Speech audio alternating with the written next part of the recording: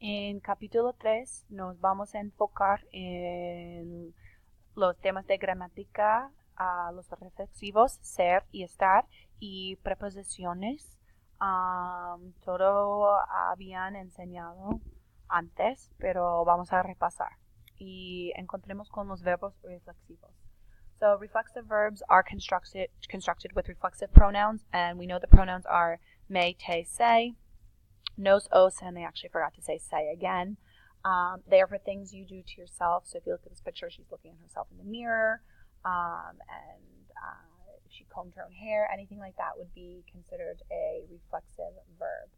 So reflexive verbs indicate that someone's performing an action on themselves, and so they agree with the subject. So if it's yo, it will be me. If it's tú, it will be te. If it's él, usted, it will be se. Nosotros, nos.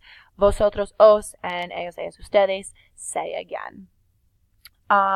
So we pretty much know how to do reflexive verbs as long as we're talking about ourselves. But some verbs can be reflexive and cannot be reflexive depending on what they're trying to say. So here's a verb of peinar, and here she's combing her own hair. If she were combing somebody else's hair, it would not be reflexive, and therefore you would not use the pronouns me, te, say, nos, os, and say. Some tricky things with reflexive pronouns are the placement. So right here you can see that they go before the conjugated verb. So the say goes before peina because it's conjugated. In a negative command, so imperative is a command, you put the pronoun before, so no te peines, don't comb your hair.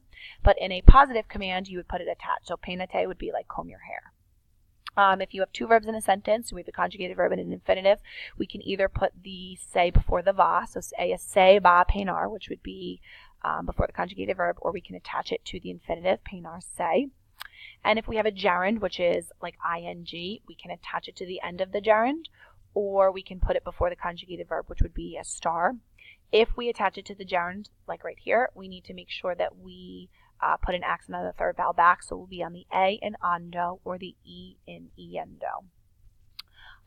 In your book on pages 108 and 109, there is a whole list of verbs that change meaning based on whether they're reflexive or not reflexive. So you have a page to fill out whether the verbs are reflexive or not. So these are just some of the other ones. They might not be on your list, but there is a list that you're going to fill out on page 108 and 109, and basically they change meaning. So for example, ear is to go, but when you use it as reflexive, ear say, it's to go away. Reflexive constructions can also be reciprocal, meaning you do them to each other. So ayudarse would be helping each other. So just using that say kind of insinuates that it's each other. So that is a reciprocal verb. And then you don't have to know pronominal verbs. So that is pretty much all of the things that you need to know as far as reflexive verbs go. So make sure you fill out page 108 and 109 for reflexive versus not reflexive. Oops.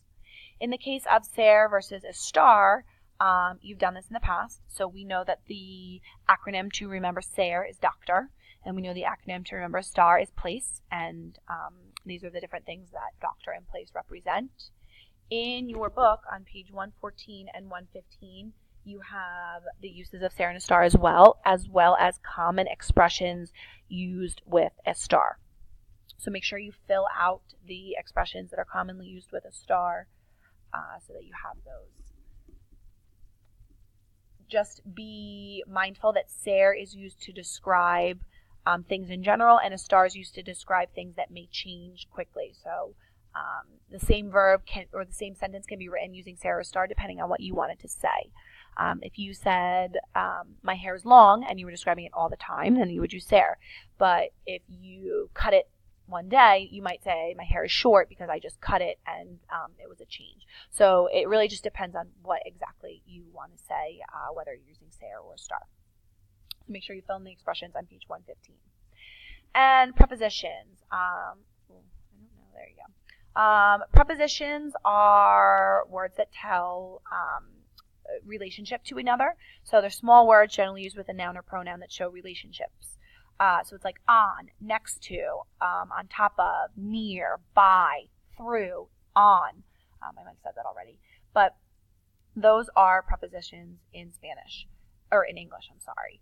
And one of the biggest things we need to remember is that we never conjugate after prepositions in Spanish. So if I wanted to say before going to the store, I would say antes de is a preposition, so I'd say antes de ir a la tienda. You never, ever, ever conjugate after a preposition. Even though in English we might say it as like ing, before going to the store or before I went to the store, you're just going to use the infinitive after the preposition. These are a list of common prepositions in Spanish: a, de, desde, en, hasta, sobre, and then other prepositions: a, de, just some of the uses that you can do with them. So make sure you write down the prepositions that I have highlighted.